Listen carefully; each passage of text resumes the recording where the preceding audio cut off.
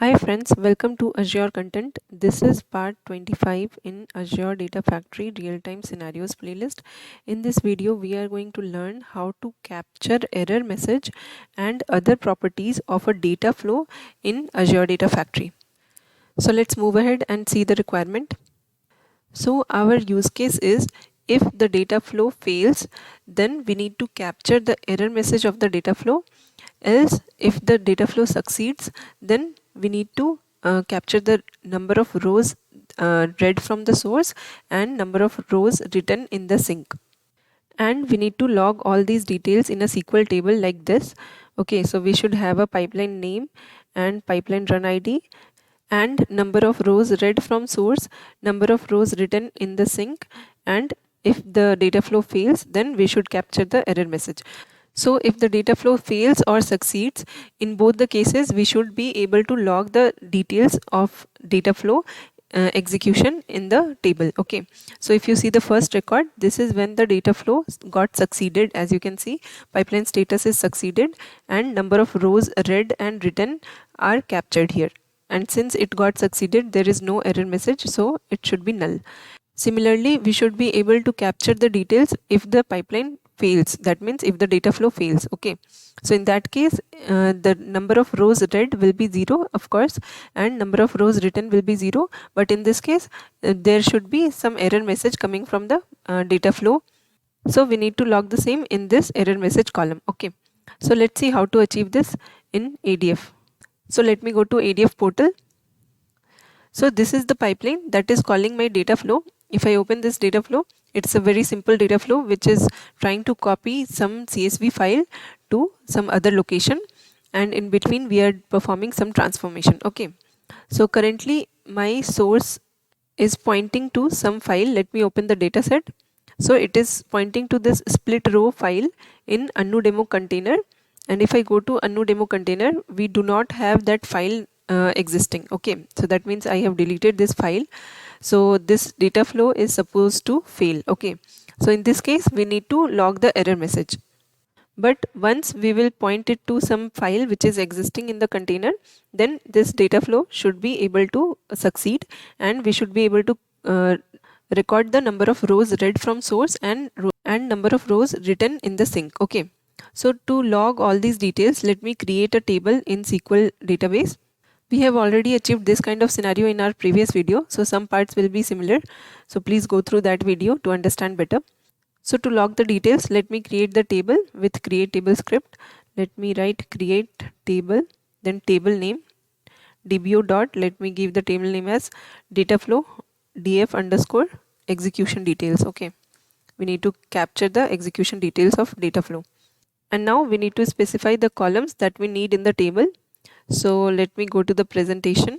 So these are the columns that we need to create, but before this, let me create one identity column like ID. Okay, let me give the data type as int just to create a sequence for all the records, and let me give it as identity column with seed and increment as 1 1, and then let me give these column names, that is pl underscore name. Let me specify it as varchar say 50, then pl underscore run id varchar 100, then pl underscore status, let me give it as varchar say 20, and then rows read, we can keep it as int because it will store the numbers, and then rows written, it should also be int, and then error message varchar, I'm going to give it as larger value so that entire message will be populated, and we are good to execute this script. So the create table script is successfully completed. Let's check the table exists or not. Select star from, let me copy the table name. So you can see table is created successfully. Now to capture the details in this table, let me create a new query, and we are going to create a stored procedure to perform the insert scripts. Okay, So we have done the same thing in our previous video, so please go through that video as well. So here let me create a stored procedure. It will be a very simple stored procedure. So this is the syntax for that: create procedure, then procedure name, let me give it as dbo, then this is the table name, I'll give the stored procedure name similar to that, sp underscore df execution details. Okay, and what are the parameters that we need from the pipeline we need to create here. Okay, so it will be the same as these column names. Okay, so we need the pipeline name, run id, status, rows read, rows written, and error message. Okay, let me copy all these details and paste it here. So we do not need id column because it will be auto generated since it is an identity column. So let me remove that.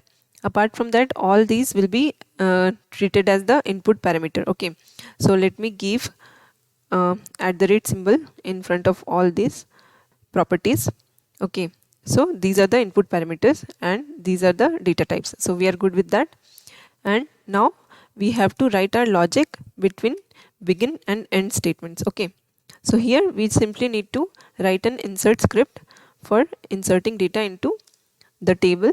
Let me copy the table name and let me provide values for that in between the brackets. Okay, so here we need the column values. It will be the same as these parameters. Okay, so let me copy this till this point and let me remove the unwanted characters. Let me replace by comma.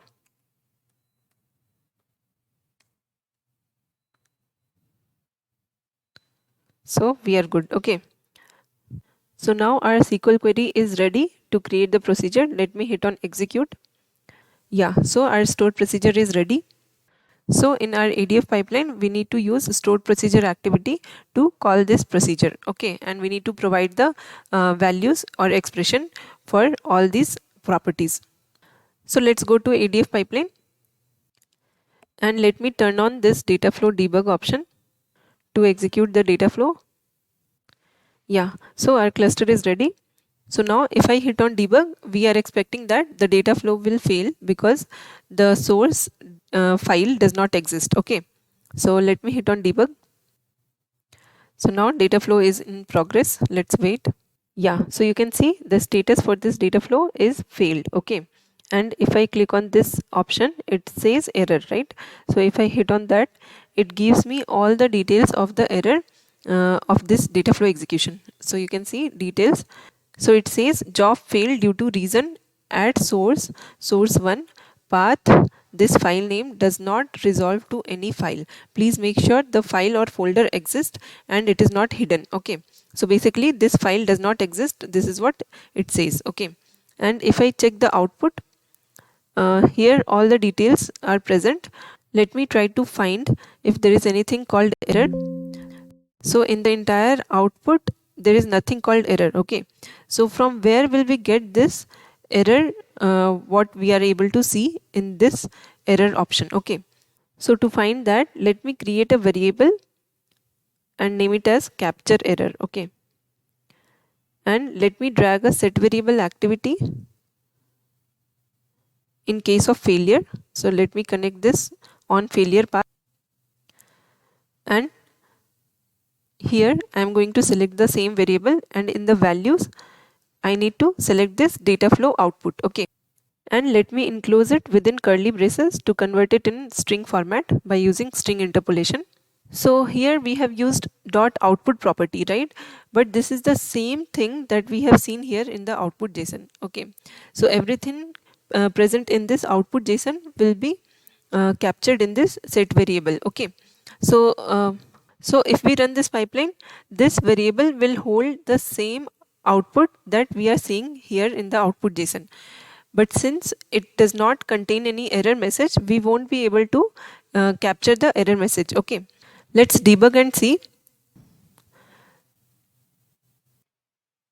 Yeah, so execution is completed. Let's check the output of set variable activity. Let me expand it. Let me copy this whole value and and let me use a notepad and let me remove the escape characters. Okay, let me remove this, and this should be a valid JSON. Okay, let me use a JSON comparator. Let me go with this one. So let me paste the first JSON here, and let me go back and let's check the output of this data flow, and let me hit on copy to clipboard, and let's paste it here. Okay, and if I go down, you see it's the same JSON, there is no difference, only we can see there's a difference in one line, and this is because this one holds escape character, and we have removed the escape character from the output of set variable.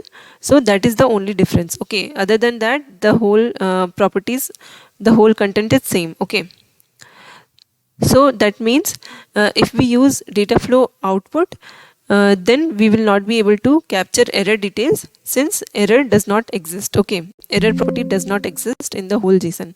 So what we are going to do now is we are going to remove this output property, and we are going to see what all other properties exist in the activity data flow. Okay, so let me hit on debug, and let's wait to see what all other properties are available, and then we will decide which property to use to capture the details. Okay, yeah, so execution is completed. Now if we check the set variable output, so you can see many other properties are also coming. So here you can see pipeline name, then pipeline run ID. Let me copy all these, whatever is present in the value, and let me again remove the escape characters. Let me uh, paste it here. Let me remove the escape character again. Let me copy this entire JSON, and let's view it in the correct format, and let's view the same in a proper format. I clicked on this format option.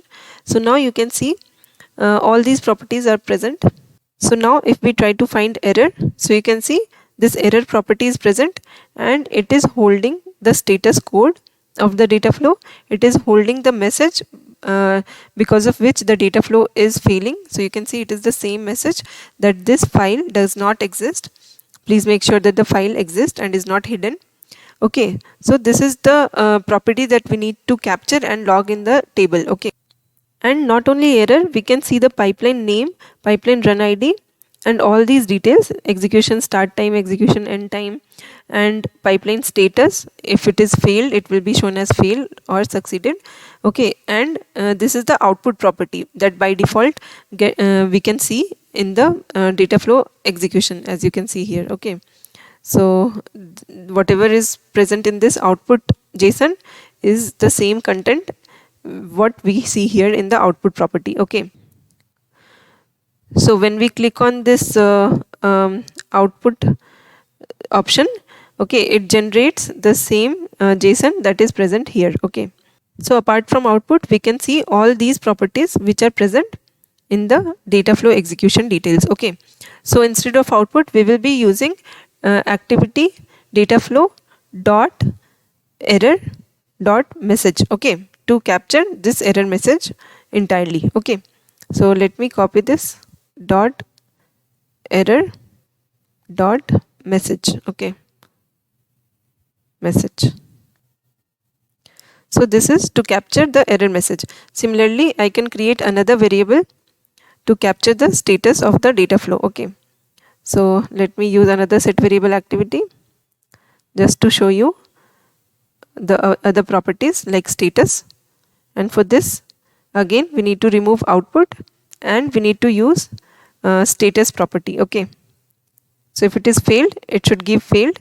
If it is succeeded, then it will not come in this error block. So let me remove this, and let me use this completion path. So if it is succeeded, it will write succeeded for this variable, and if it is failed, it will write failed. Okay, so let me hit on debug, and let's see if it works. So we should be able to capture the error details in variable 1, and we should be able to capture the status of the data flow in variable 2. Okay, so let's wait. Yeah, so execution is completed. Let's check the output. So variable 1 should give us the error details. So you can see inside this capture error variable, we are able to set the error message as the value. Okay. So we are getting the complete error message along with the status code using the error.message property.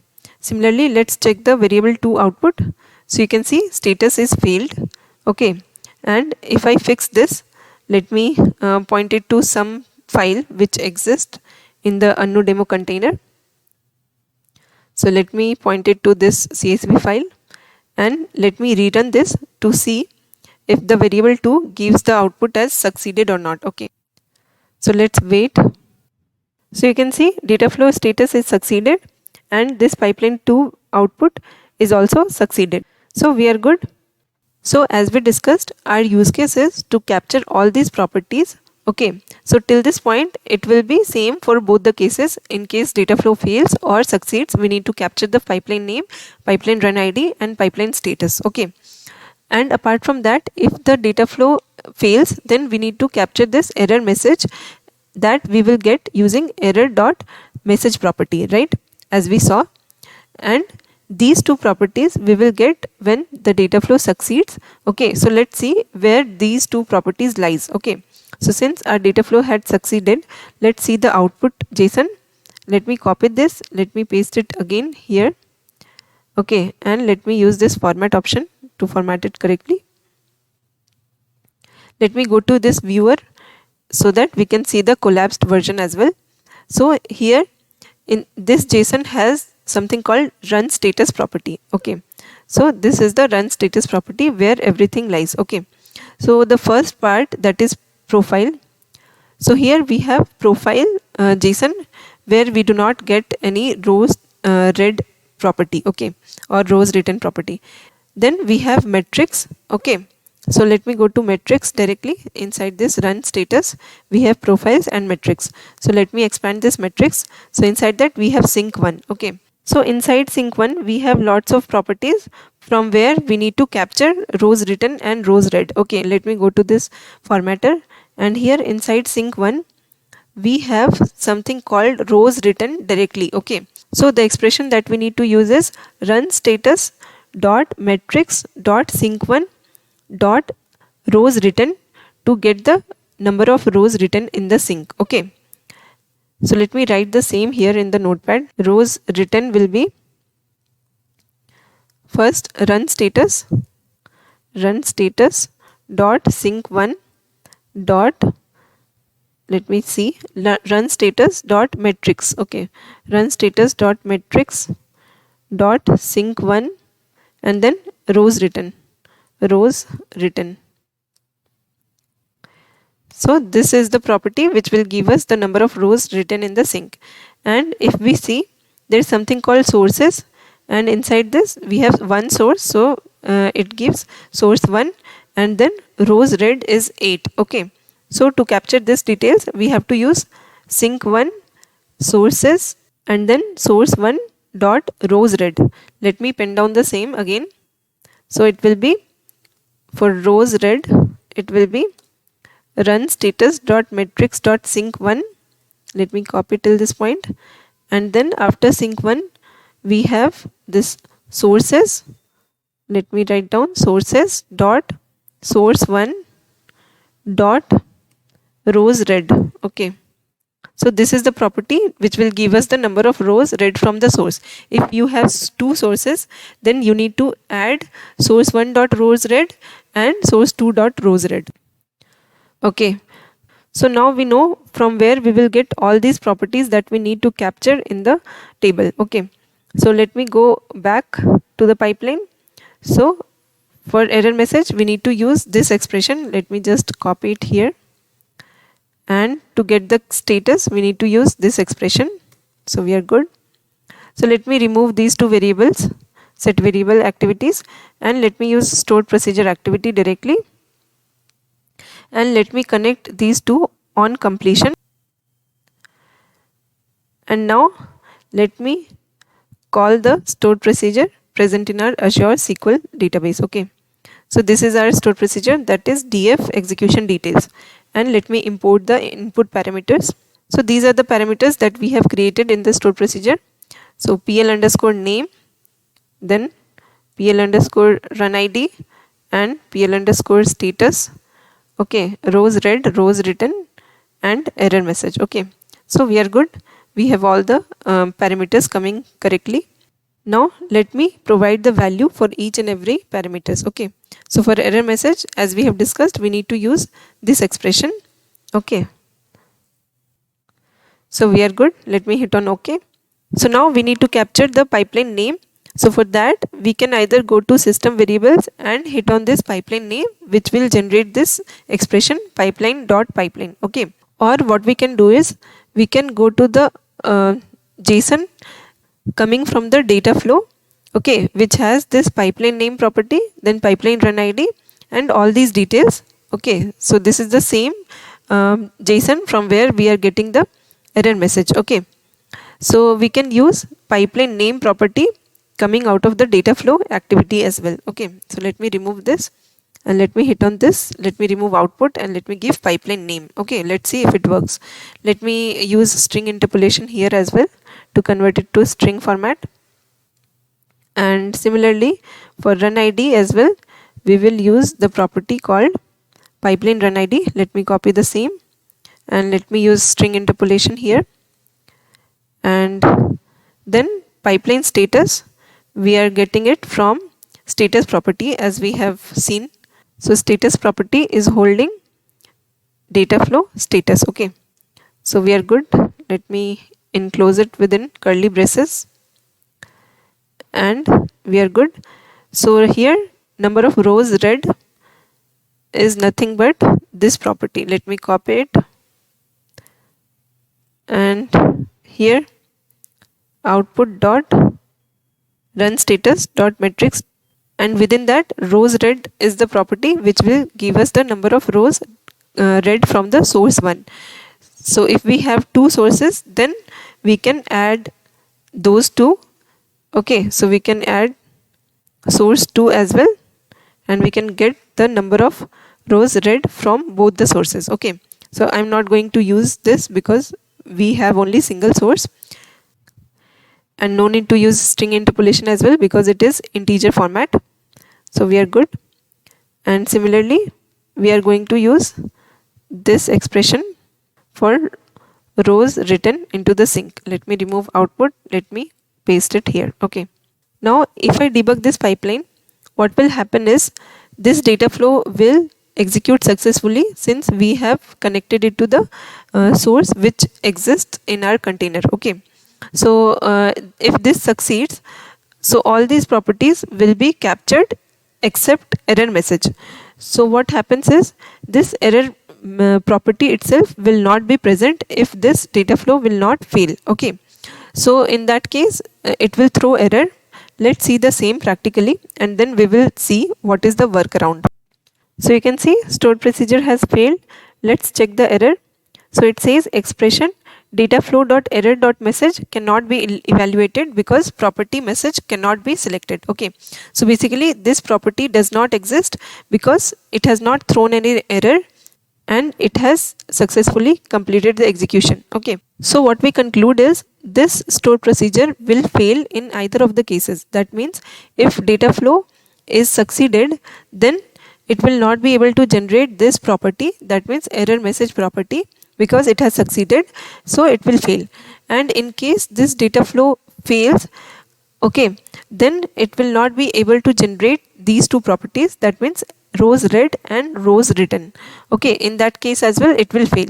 So the workaround for that is either we can create two stored procedures, one for capturing error message if it fails and other for capturing these two properties if it succeeded, and we can use if block. Okay, inside if it is succeeded, if status equals to succeeded, in true we can use the stored procedure to capture these two properties, and in case of false we can use other stored procedure to capture the error message.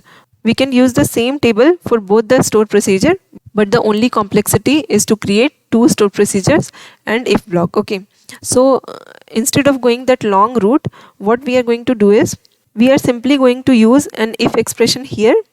Okay, so let me make it down and let me write an if expression here. So inside if, we need to write the expression first as the first parameter. If this expression holds true, we need to write the output for true condition in the second parameter, and we need to write the output for false condition in the third parameter. Okay, so if the status of data flow execution is failed, okay, so let me copy this. If this is equals to, okay, let me copy paste it here. Let me remove this at the rate. If this equals to failed, then what we need to do is after comma, we need to capture the error message. Okay, let me copy this error message part and paste it here. And if it is not failed, then we need to simply write null, which means if it is succeeded, we do not need to capture any error. Okay, let me remove this. So we are good. I hope it is making sense. Okay, so instead of using if block and instead of using to stored procedure, we are simply accumulating the same logic here. So it simply means if the data flow status is equal to fail, then we are simply going to return this value, that means error.message value, and the same will be passed to the stored procedure and it will capture the same in the table. If it is not failed, that means if it is succeeded, then we simply need to write null. Okay, so we are good.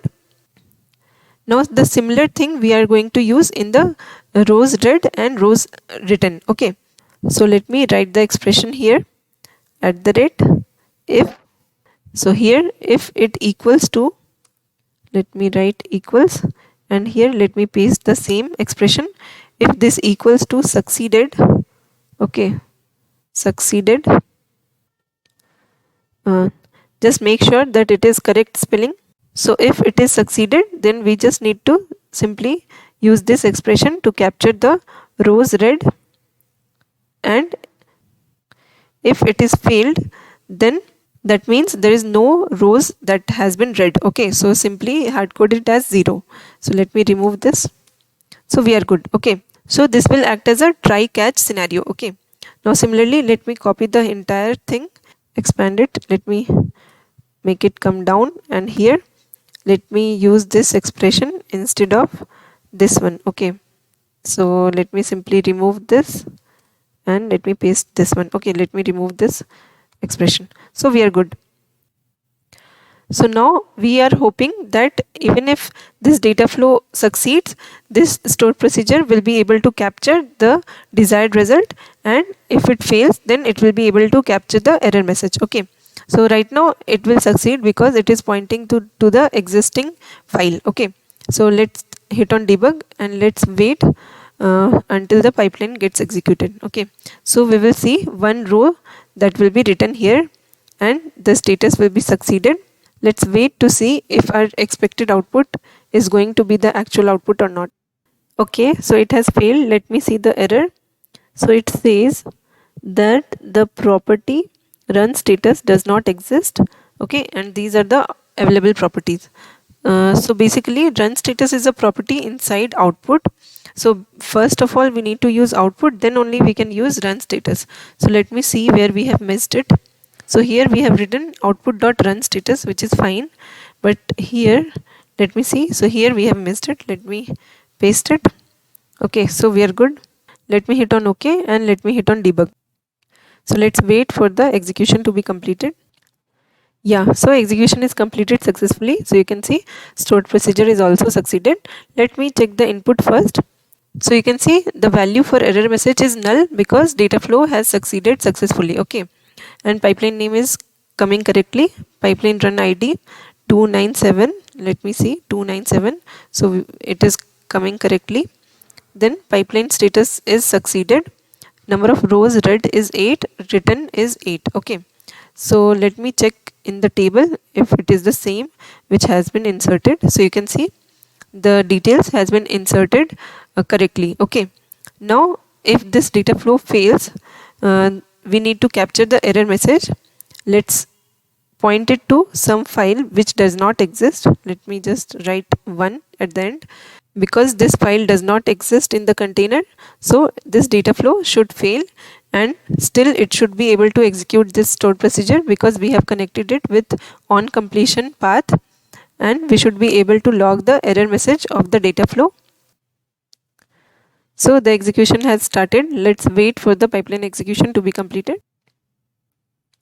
So data flow has failed, but stored procedure has succeeded. If we check the input parameter values, so you can see in error message we are able to get the value, okay, and then this is the pipeline name, pipeline run id, pipeline status is failed, rows read and written is 0, which is hard coded by us, okay. The only thing is error message is not what we were expecting. The reason is the debug session has ended, and this is also one of the reason data flow can fail, okay. So we are good, that's not an issue. Let's go to the table and let's execute the query. So you can see this second record has been inserted, okay. So it is capturing the status as failed, and these two properties are hard coded as 0. When the status of the pipeline is failed, we are hard coding these two properties as 0, and we are getting the error message dynamically, okay. So we are good. That's how we can use stored procedure to log all the details of this data flow, okay. So our requirement is achieved. Let's go back. So that's it for this video, guys. I hope you like the content. Please hit on like button and please subscribe to my channel if you haven't done it yet. Thank you.